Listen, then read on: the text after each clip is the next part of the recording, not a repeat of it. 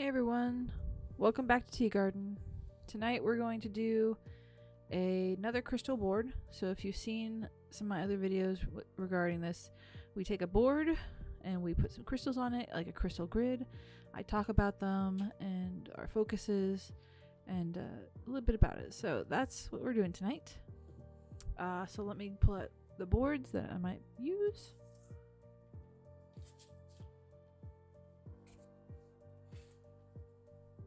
Alright, got my boards. So I only have 3.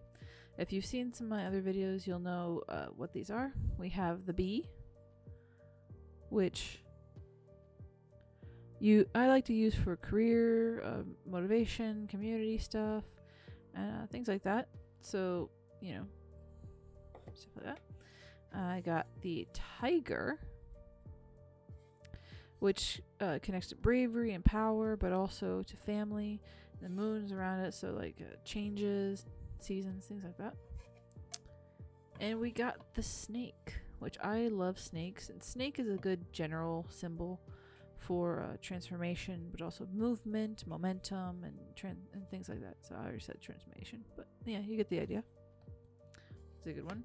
So tonight, the crystal board we're gonna work on is emotional health. So any of these would really work. B, if you want emotional health surrounding your family or your community or society in general, or even your career, emotional health around those things. B would be good to work with, but for general, I think I'm going to put this away. And that leaves us with tiger and snake. So snake, again, good general assisting symbol, or tiger, which connects to family. So this could be around family. This could be around your personal power. It could be around seasons if you're aiming for emotional well-being deadline, really. Or, just personal power. So things like that, it's pretty good for that. But for this particular thing, emotional health and well-being, I think I'm not going to pick tiger. I'm going to pick snake.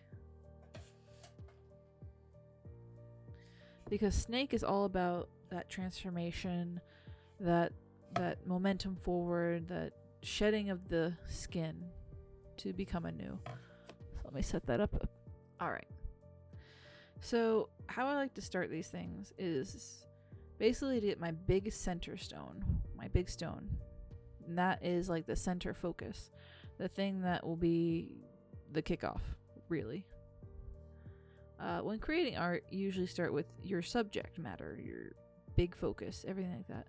So I have a very large piece of black tourmaline. I really love this. And the spirit that I connect with, Black Panther, also really loves this. So Panther really loves this piece. And when I work with Panther, I connect with it. So black tourmaline is good at dispelling negativity. And for a person that suffers from intrusive thoughts or the negativity of others really gets to them and stuff like that, this is a good center stone to have. Because at your being, you want to dispel the negativity at the very center of yourself. You want to get rid of that negativity. So when I set this down, dusting off some crumbles, when I set this down in the center of my snake board, I'm thinking about getting rid of the negative influence or the negative thoughts or the negative feelings that I might have. And negativity takes many forms, and it's not always terrible, but it's something that needs to be reflected on and addressed and moved through and processed. So snake will start that process of moving it forward or moving through it and then shedding it. So dispelling negativity, getting rid of negativity.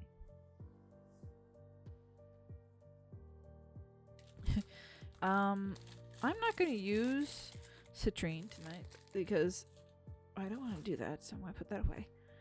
The next stone I would like to use, let's see what we got. Next stone I'm going to use is amethysts, which are pretty popular in most New Agey pagan circles. They are great healers, and this is about positivity but also healing, so it's a little different from the citrine I usually use for the sunlight positivity. So amethyst is to me, has always been a great healer. I have a few good pieces here, so let's see. I want to put these two seem pretty good. I'm going to put one of my darker pieces up top. And I'm going to make kind of a star pattern, 4 direction star pattern, where the points are going to touch my tourmaline. If I can touch it, there you go. This little piece at the back.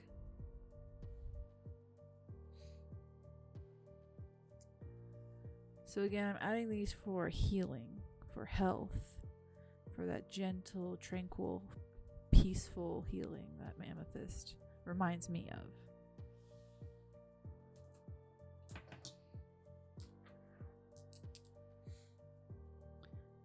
Next thing I'm gonna get, yeah, my tongue is weird. Next thing I'm gonna get are tiger's eyes.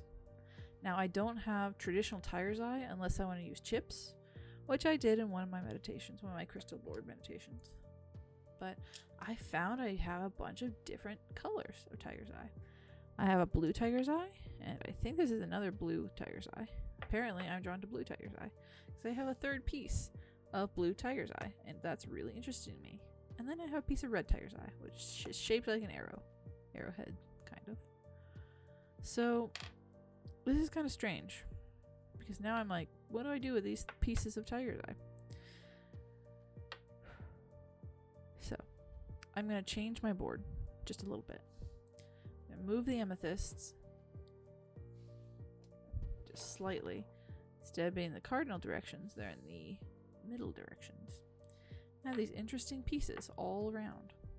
So I am going to place my passionate red tiger's eye up here on top of the snake's head because it's a similar shape but also is pointing outwards. The amethysts are pointed inwards to direct healing inward towards the center of our focus. But the tiger's eye, the red one especially, is moving outward. Now tiger's eye in this sense I'm trying to draw upon is about overcoming self-doubt. So the arrow is moving forward, trying to move through and process that. The bigger blue tiger's eye, I think I'm going to put, I don't have enough of them for that, I'm going to put on the other sides in the cardinal directions, but not touching. Give them a little bit of space.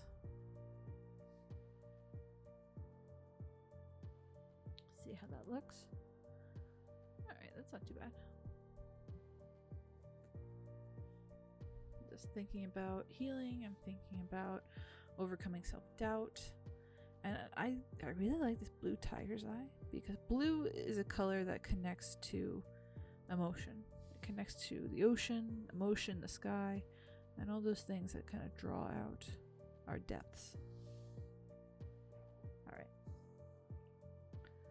The next crystals we're going to get are carnelians. Carnelians, which are this beautiful orangey red crystals. I have a few over here just in a cup. And they are just a beautiful stone to have all around.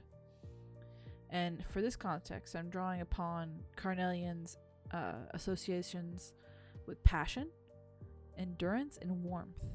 Kind of that, warmth of the sun, nurturing warmth of the heart.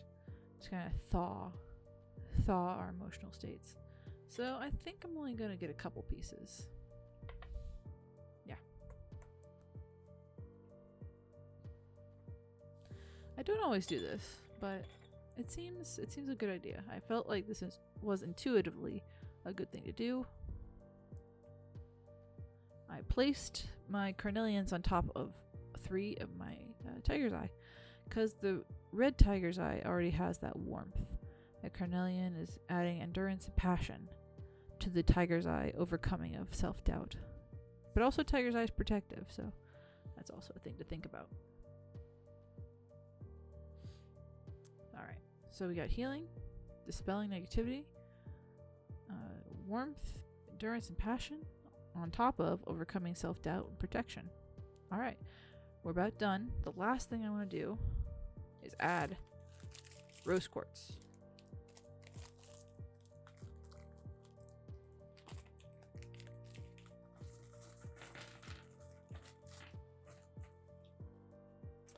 So rose quartz is very famous for love. Is very famous for association of love and both self-love and unconditional love and all types of love. So I'm going to take a couple pieces of rose quartz and add them, if I can, if this is possible, to where my amethysts are. Kind of amplify the amethysts if possible. So some of them are a little bit too tall for that. I don't even know if that'll work. Okay. I guess that won't work in the way I wanted it to. So we're going to put them between.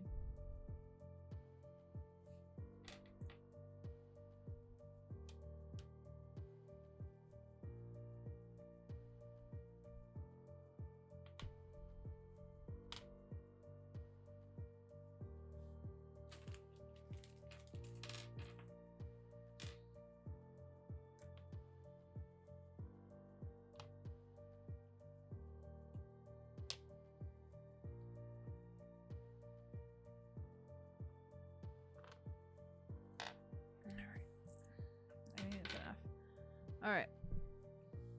So I think that's all I'm going to do. I'm not going to add any clear quartz to this because the board is already pretty full. But also, rose quartz has a similar vibe of amplification, only with a love aspect, I think, as clear quartz does. So let's rehash our board. Our center stone is black tourmaline, and it helps to dispel negativity. So good for people that are have a lot of baggage or a lot of intrusive thoughts and things like that. Then we have our amethysts, which are about positivity, but a lot of healing. A lot of people use amethyst for healing qualities. Then we have our tiger's eyes of different colors under here, and our red tiger's eye at the very tip. And tiger's eye connect to overcoming self-doubt, which is a big step in emotional healing for at least me and a lot of other people I know. So big thing. Next, on top of that, we have the carnelians. So those bring about passion and stimulate endurance and also warmth. So bring that kind of energy to the tiger's eye, which has a, overcoming self-doubt, but also protective qualities. And lastly, we have the rose quartzes. So those are just there to add unconditional love, add self-love, and that particular type of emotional healing. And I need to find, and tonight I am using my howlite to connect because howlite is also amazing for healing. And it is a subtle, soft, gentle stone. So, yeah, connect all the things. And I'm thinking about how I like to do this. And I'm thinking I'm going to go from the outside in. So that's what I'm going to do. We'll start with amethysts to tourmaline. Kind of a star pattern. And then tourmaline outwards to the tiger's eye.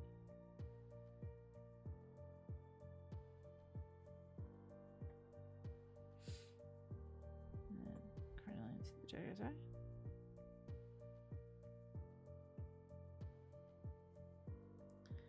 And then the rose quartzes and the amethysts and everything.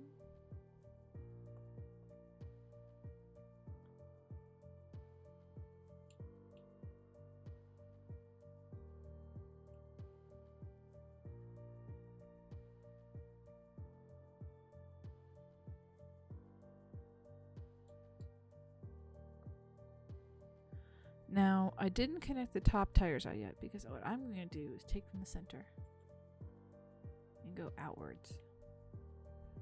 And so the energy moves forward.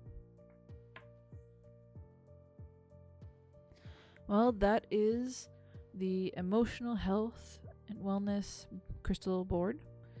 I hope everyone enjoyed that. And, if you have these crystals, follow along at home. Anyways, have a good night, everyone. Enjoy, and I hope everyone's doing well.